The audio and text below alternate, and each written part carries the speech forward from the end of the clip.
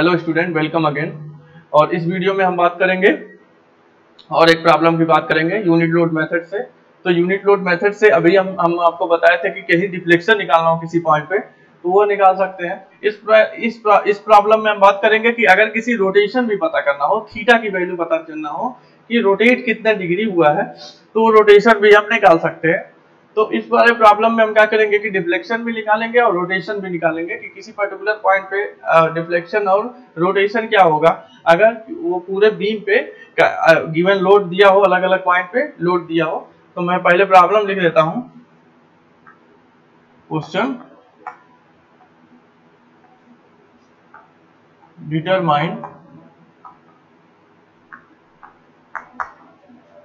Determine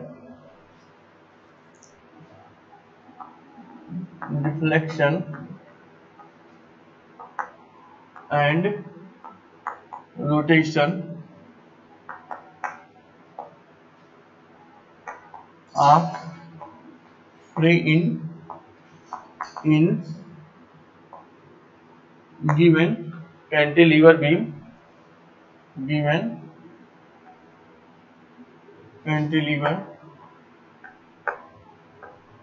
beam as shown in figure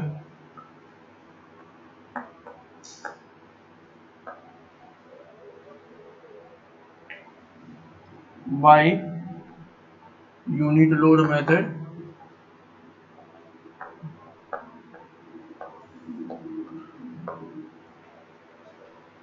take value यहाँ पे दी हुई है आपको। Capital E equal to 2 into 10⁵ newton पर mm स्क्वायर। ये E की वैल्यू दी है। I की वैल्यू जो है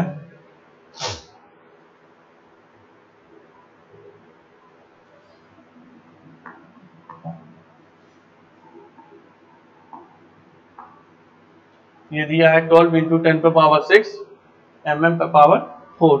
E और I की वैल्यू आपको गिवन है और आपको मैं अब कैंटिलीवर बीम बना के दिखाता हूँ जो दिया हुआ है प्रॉब्लम आपका। ये आपका कैंटिलीवर बीम है जिसका एक पोर्शन थोड़ा सा हाई उसका ज्यादा है, इसलिए मैं थोड़ा सा ऐसे बना रहा हूँ। ये है 2I और ये हमारा I और जो लोड लगा है ये है 20 किलो न्यूटन और ये हमारा है 20 किलो न्यूटन। ये हमारा है A, ये हमारा है B, ये हमारा है C, ये हमारा है 2 मीटर। A to B भी 2 मीटर है और B to C भी हमारा 2 मीटर है। ठीक है, तो आपको इसमें जो है निकालना है बेंडिंग, इसका हमको क्या निकालना है, डिफ्लेक्शन निकालना है और रोटेशन निकालना है। ठीक है, तो हम सबसे पहले डिफ्लेक्शन निकालने के लिए हम वहां पे हटा के सारा लोड हम एक यूनिट लोड अप्लाई करते हैं। तो जब यूनिट लोड अप्लाई करेंगे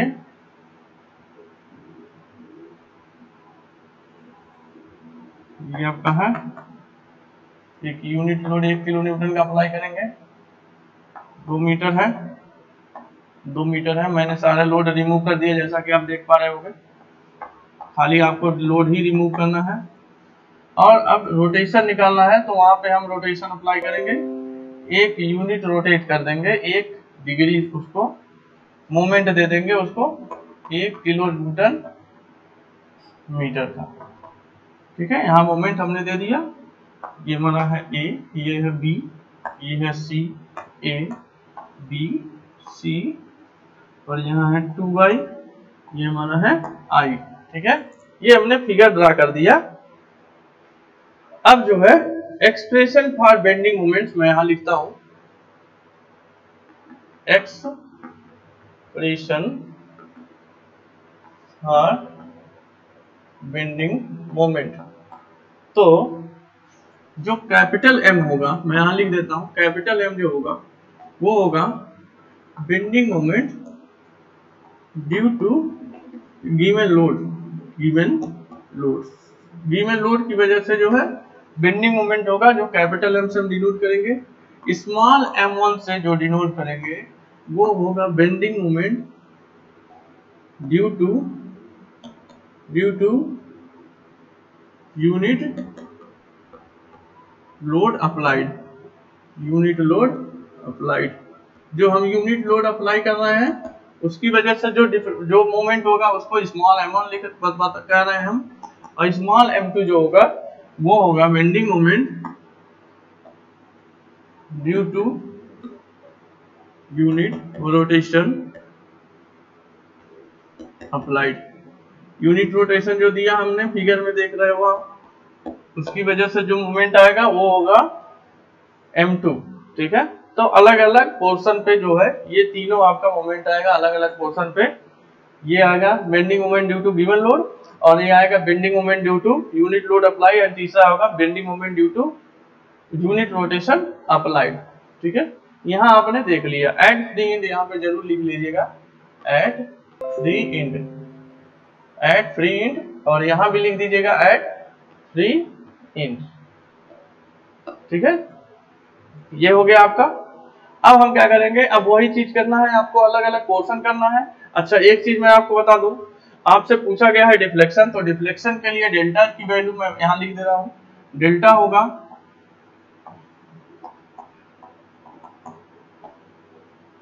ठीक है capital M small m1 upon EI dx, ये डेल्टा की वैल्यू होगी।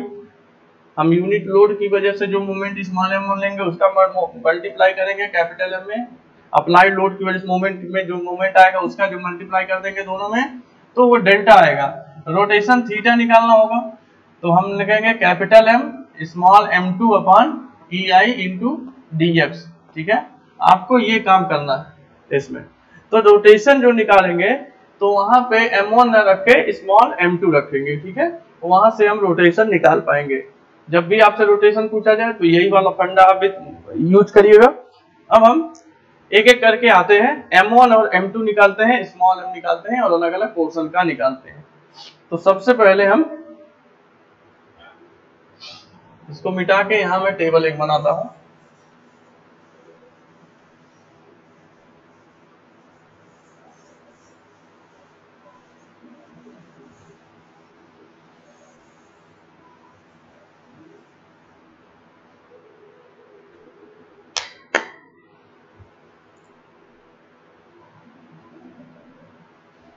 यहां मैंने लिखा पोर्शन, यहां मैंने लिखा लिमिट,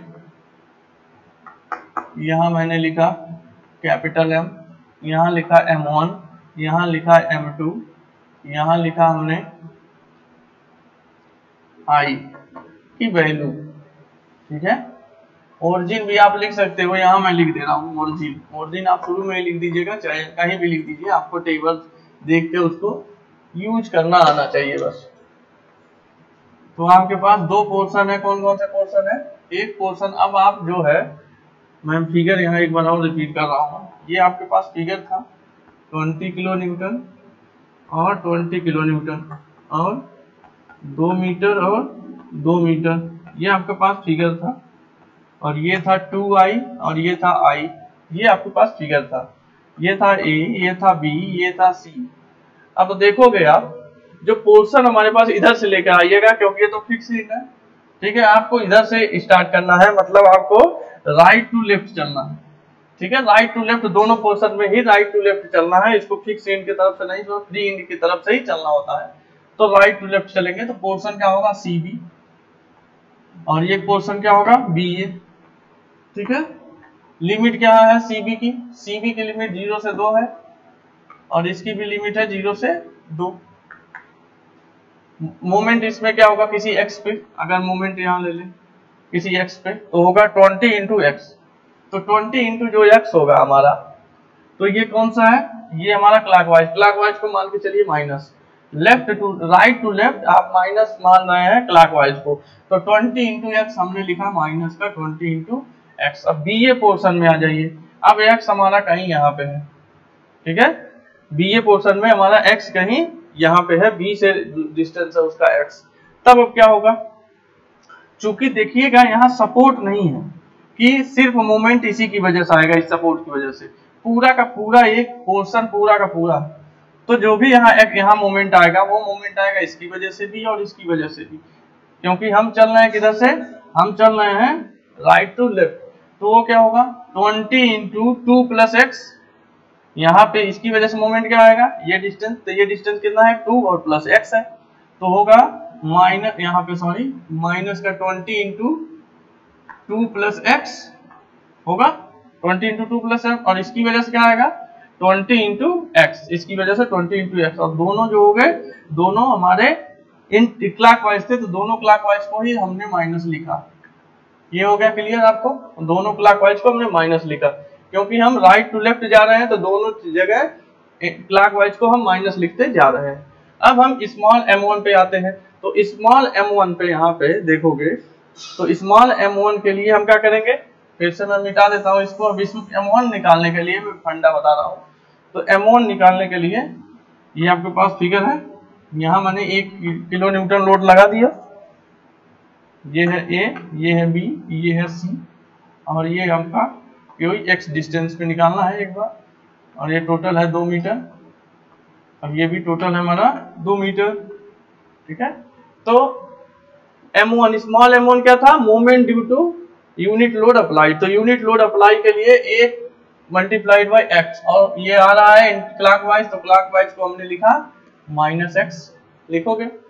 उसी तरह यहाँ पे कहीं x निकालो, यहाँ पे हमको निकालना होगा BA पोर्शन के लिए, तो BA पोर्शन मान लो x है, B से x डिस्टेंस पे, वहां निकालने के लिए क्या करना होगा 1 into 2 plus x, 1 into 2 plus x, और ये भी माइनस का होगा, ठीक है, होगा ना। ये तो हो गया m1। अब m2 निकालना है, तो m2 मतलब हमने यूनिट रोटेशन दिया था, अब मैं इसको मिटाता हूं फिर से, यूनिट रोटेशन दिया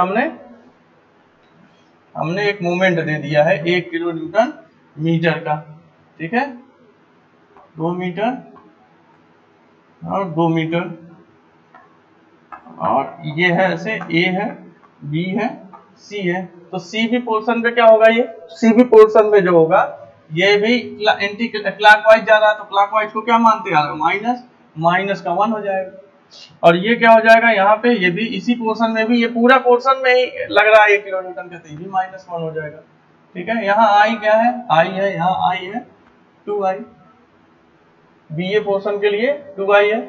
ओरिजिन कहाँ है, CB का ओरिजिन C है, C से चल रहे हो, यहीं से स्टार्ट कर रहे हो, और BA के लिए ओरिजिन क्या है, B से ही आप x मान रहे थे ना, तो BA के लिए B है। ये तो आपने बना लिया टेबल, अब आपको वैल्यू सीधा भरते चली जानी है, तो लिखोगे फार डिफ्लेक्शन, अब मैं इधर मिटा देता हूं और लिखते हैं फार डिफ्लेक्शन, फार डिफ्लेक्शन,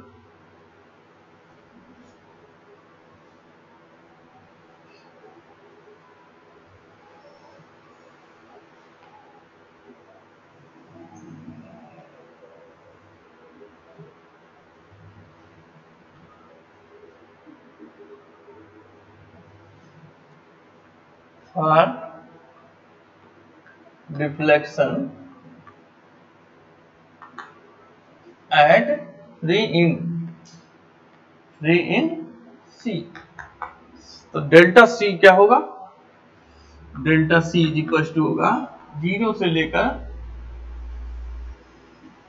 2 तक, पहले CB पोर्शन के लिए क्या होगा m1 करना है, समझ गए ना, तो m, ये ध्यान देना, मैं एक बार लिख दे रहा हूं, m1 upon EI into dx, ये करना है आपको, ठीक है। और उसके लिए भी, ये तो किसके लिए था, ये CB पोर्शन के लिए था, और इसी तरह यहाँ पे 0 to 2 ये किस पोर्शन के लिए है, BA पोर्शन के लिए m1 अपॉन EI, अभी वो वैल्यू क्या है क्या नहीं है बात की बात है, देखा जाएगा। तो ये तो हमारा हो गया। अब हम क्या करेंगे, यहाँ पे हम स्मॉल, अब यहाँ पे लिखते हैं 0 to 2, कैपिटल M की वैल्यू क्या है इसके लिए, माइनस का 20x है, और इनटू स्मॉल m1 की वैल्यू क्या है, माइनस का x है, अपॉन I की वैल्यू I ही है, तो यहाँ मैं लिखता हूँ E into I into dx, ये हो जाएगा CB पोर्शन के लिए। अब आप BC पोर्शन में आओगे तो 0 to 2 स्मॉल m की वैल्यू क्या है, कैपिटल M की वैल्यू क्या है, माइनस का 20, 2 प्लस एक्स माइनस 20 एक्स ये है, और हमारा m1 क्या है इसके लिए, m1 है माइनस का 2 plus x into D x upon 2EI हो जाएगा यहाँ पे। ये हमारी वैल्यू आ गई। अब इसको थोड़ा और सिंप्लीफाई करते हैं, 0 to 2 कॉमन ले लें बाहर, 1/EI 0 to 2, ये करेंगे माइनस माइनस प्लस हो गया 20x² dx प्लस फिर कॉमन ले लें 1/2EI 0 to 2, यहां से माइनस और माइनस कॉमन ले ले तो ये बन जाएगा प्लस, माइनस एकदम बाहर निकल जाएगा, इस माइनस से इस माइनस का मल्टीप्लाई करेंगे तो प्लस हो जाएगा। तो हमारे पास बचा 22 प्लस एक्स और यहाँ बचा 2 प्लस एक्स माइनस 10। तो ये मैं एक बार और लिख दूं तो यहाँ मैं लिख देता हूँ, यहाँ मैं इसको न लिख, यहाँ मैं बाहर लिखता हूँ, माइनस बाहर लिखा तो इसको प्लस हो जाएगा। और जब इस माइनस से इस माइनस को आप चाहो तो खत्म कर दो, ये दोनों मल्टीप्लाई हुआ है ना, तो ये मल्टीप्लाई हो गया, तो ये माइनस और ये माइनस आपस में खत्म हो गया। ठीक है, ये आप अलग से खत्म कर लीजिएगा, ये दोनों हो गया खत्म। अब आपको मल्टीप्लाई करना है इसमें, इसका मल्टीप्लाई करना है 2 प्लस एक्स का, 2 प्लस एक्स प्लस 20x में 2 प्लस एक्स का मल्टीप्लाई करना है। तो मल्टीप्लाई करते जाते हैं, पहले 2 का मल्टीप्लाई करते जाए सब में, तो 2 का मल्टीप्लाई सब में करोगे तो होगा 40, 2 प्लस एक्स प्लस 40x हो गया ना मल्टीप्लाई। अब फिर x का मल्टीप्लाई सब में करते जाएंगे तो ये होगा प्लस 20x, 20 में x का मल्टीप्लाई 20x 2 प्लस x और प्लस 20x में x क्या करोगे 20x², ये हो गया, और ये होगा इसका dx। अब यहाँ पे देखोगे 1/EI 20x² का करना है तो आपका होगा 20x³ 0 to लेके 2 तक प्लस 1/2EI 0 to 2, इसको एक बार सिंप्लीफाई करना पड़ेगा हमें, तो ये हो गया हमारा 80 plus 40x plus 40x plus 40x plus 20x² plus 20x², ये होगा dx। देखिएगा यहाँ पे 40 में 2 का मल्टीप्लाई किए 80 हो गया, 40 में x का मल्टीप्लाई किया 40x हो गया, यहाँ पे 40x ऑलरेडी है 40x में लिखा, 20x में 2 का मल्टीप्लाई किया 40x हो गया, 20x में x का मल्टीप्लाई किया 20x² हो गया प्लस 20x² यहाँ पे ऑलरेडी है। अब हम इसको सॉल्व करेंगे तो 40x 3 टाइम्स है तो 120x हो गया, 120x हो गया प्लस 80 हो गया और प्लस हो गया हमारा 40x²। तो मैं यहाँ पे लिख दे रहा हूँ, ये तो हो गया हमारा पानी आई इंटू 20x² मतलब आपका होगा 20 इंटू 2³ 3 प्लस 1/2EI, यहाँ मैं सीधा सीधा लिखता हूँ, 80 अलग है पूरे में, 80 का क्या होगा 80x 0 to 2 प्लस 80 का करोगे तो 80x होगा, 120x² 2 हो जाएगा 0 to 2 प्लस यहाँ क्या होगा 40x², तो 40x² का 40x³ 3 हो जाएगा 0 to 2। अब ये मल्टीप्लाई किसमें होगा 1/2EI में। ठीक है, ये हो गया। फिर से इसको हम सॉल्व करते हैं, 1/EI इंटू 2 दूना 4 गुना 8 160, यहाँ सीधा लिखता हूँ 160/3, 160/3EI हो गया ये, प्लस 1/2EI, ये वैल्यू जो आ गई हमारी आ गई, मल्टीप्लाई 2 का करेंगे तो ये हो जाएगा 2 रखेंगे तो ये होगा हमारा 160 प्लस ये क्या होगा 2 दूना 4 रखेंगे, 120 में 4 का मल्टीप्लाई करेंगे 480 हो जाएगा, 480 डिवाइडेड बाई 2। ठीक है, प्लस यहाँ दो रखेंगे x की जगह, 2 दूना 4 दूना 8, 40 में 8 का गुणा करेंगे, 320 में 3 का भाग दे देंगे, 320 डिवाइडेड बाई 3। ठीक है, ये हमारा आगे, अब इसको हम आगे बिठाते हैं इधर।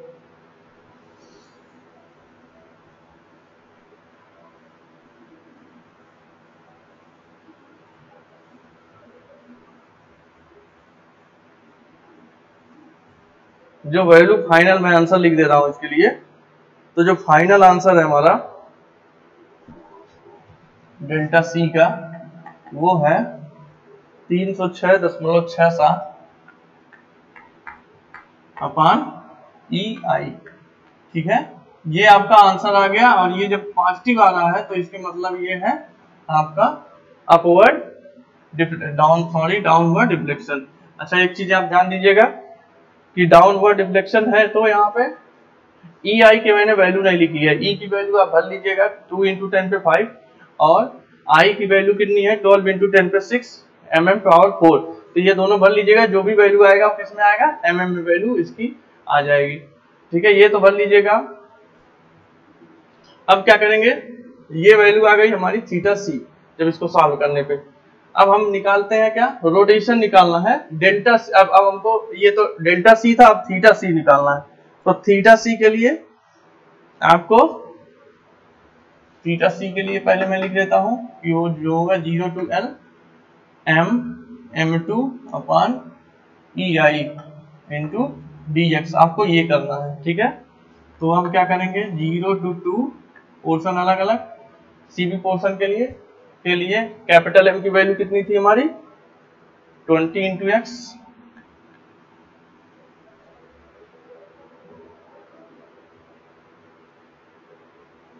-20x इंटू -1 था M2 की वैल्यू। अगर आपको टेबल आपने लिखा होगा, टेबल आप देख लीजिएगा।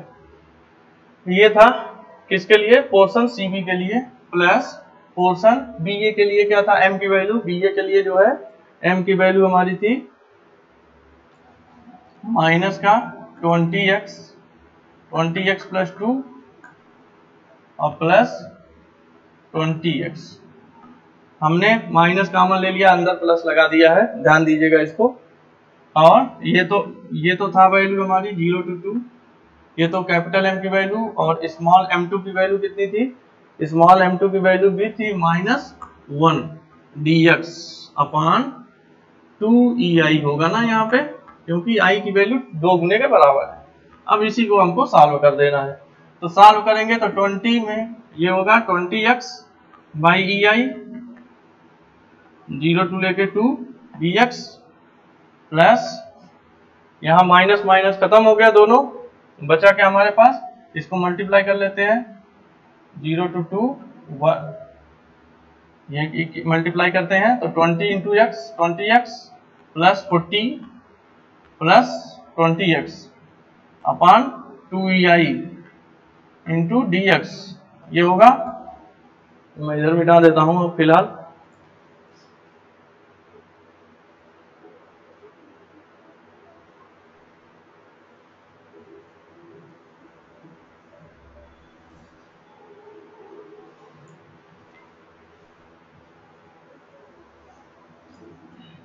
यही हो जाएगा, इतने में क्या होगा, थीटा सी निकालना हम लोग। तो यहाँ से 20x का dx करेंगे तो होगा 20, यहाँ लिख दो 1/ei 20x²/2, लिमिट कहाँ से कहाँ तक 0 to 2, प्लस या इसमें क्या होगा 20x 40x, तो 1/2 ei बाहर निकाल लिए हमने, और बचा क्या 40x प्लस 40। तो 40x का क्या होता है 40x²/2, लिमिट हमने लगा दिया 0 to 2, प्लस 40 क्या होगा 40x, लिमिट लगा दिया 0 to 2। अब इन दोनों को जोड़ के 1/2 ei से मल्टीप्लाई कर देना है। अब हम इधर आते हैं, देख लीजिए यहाँ पे ये होगा theta C is equal to 1/ei 20 में, यहाँ पे अब 2 रखेंगे, 2 दूना 4 गुना 80 हो गया, 40 हो गया, प्लस मतलब ये 40 हो गया ना, तो 40 में यहाँ लिखता हूँ 40 प्लस, अब इसको सॉल्व करेंगे तो क्या होगा, 2 रखेंगे यहाँ पे तो 2 दूना 4, 40 में मल्टीप्लाई करेंगे 160 में 2 का भाग देंगे तो 80, ये होगा 80। पहले मैं लिख देता हूँ यहाँ पे 1/2EI 80, 80 आ गया ये, प्लस ये कितना आएगा, 2 रखेंगे यहाँ पे तो 2 दूना 4, 2 रखेंगे तो 2 हो जाएगा, 80 हो जाएगा, ये भी हो जाएगा 80 आपका, ठीक है। अब ये होगा 40/EI प्लस 80, 80 160 में 2 का भाग देंगे तो 80/EI हो गया। तो मतलब ये आ गया 120/EI, जो थीटा सी की वैल्यू आ गई 120/EI, वैल्यू सही आ रही है, थीटा सी की वैल्यू हमारी आ गई 120/EI, ठीक है।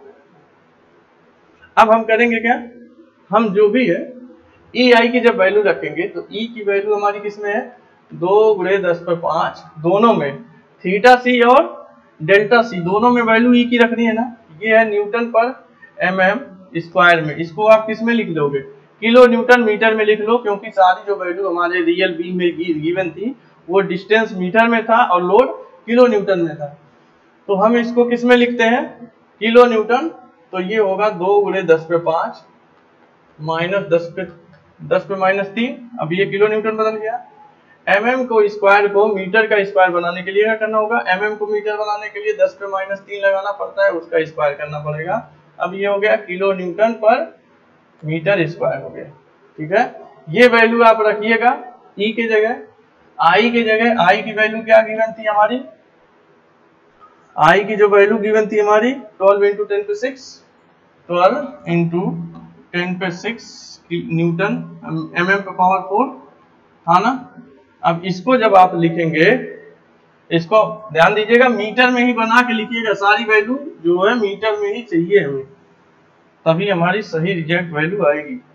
तो मीटर में जब लिखेंगे तो क्या लिखेंगे, 1 mm को मीटर में बनाते तो -3 का मल्टीप्लाई करते और इसमें पावर 4 लगा दो, तो ये जो भी वैल्यू आएगी ये मीटर पे पावर 4 आ जाएगा, ये जो भी वैल्यू आएगी। अब इन दोनों का मल्टीप्लाई कर लेना, मतलब E और I इज टू क्या हो गया, 2 × 10⁵ इंटू 10⁻³ इंटू 10⁶ इंटू 12 × 10⁶ × 312 10 पे -12, ये हमारी जो वैल्यू आ गई EI की वैल्यू है। तो यहाँ पे EI की वैल्यू सिंप्लीफाई हम कर सकते हैं एक बार, 5 6 5 11 11 और 6 17 हो गया, और आपका 12 और 3 15 माइनस का है, 17 प्लस का है, तो 5 हमारा प्लस का बच जाएगा। तो हमारा जो भी वैल्यू आएगा वो 10 पे पावर 5 में आएगा, और ये जो भी वैल्यू आएगा, ये वैल्यू आएगा हमारा, जो भी आप सॉल्व करके देख लीजिएगा, ये आएगा हमारा किलो न्यूटन मीटर स्क्वायर, ठीक है। अब वही वैल्यू आप यहाँ पे रख दीजिएगा EI की जगह, तो थीटा सी की वैल्यू आ जाएगी। उसी तरह डेल्टा वाला जो वैल्यू आया था, डेल्टा की वैल्यू कितनी आई थी हमारी, 306.67/EI, तो EI की जगह आप इसकी वैल्यू जो भी आएगा इसकी वैल्यू लिखिएगा, और वो आपका फाइनल आंसर हो जाएगा। तो कुल मिला के जो है आप रोटेशन भी निकाल सकते हैं, जैसे मैंने बताया कि रोटेशन के लिए जो हमारा फार्मूला है m/2/EI, उससे निकाल सकते हो, और आप डिफ्लेक्शन भी निकाल सकते हो। तो यूनिट लोड मेथड से आप ये सब चीजें निकाल सकते हो। आप यूनिट लोड अप्लाई करो या यूनिट रोटेशन अप्लाई करो, आपको रोटेशन और आपको डिफ्लेक्शन पता चल जाएगा, ठीक है। अगले वाले प्रॉब्लम में, अगले वाले हम वीडियो में हम और प्रॉब्लम लेकर आएंगे, वो हमारा प्रॉब्लम जो फिर यूनिट लोड पे भी बेस्ड होगा, यूनिट लोड मेथड पे भी हम 1-2 प्रॉब्लम और करवाएंगे, जिसमें आपको बहुत सारे, जैसे अगर हो सकता है लोड बीम ओवरहैंगिंग हो, यूडियल लोड लगा हो, या तो कंटिन्यूअस बीम हो, तो अलग अलग टाइप के बीम होंगे, तो वो अगले वाले हम प्रॉब्लम में हम बताएंगे। तो अगले वीडियो में ये सब चीजें बातें होंगी, ये सब चीजों की। Thank you so much for watching this video.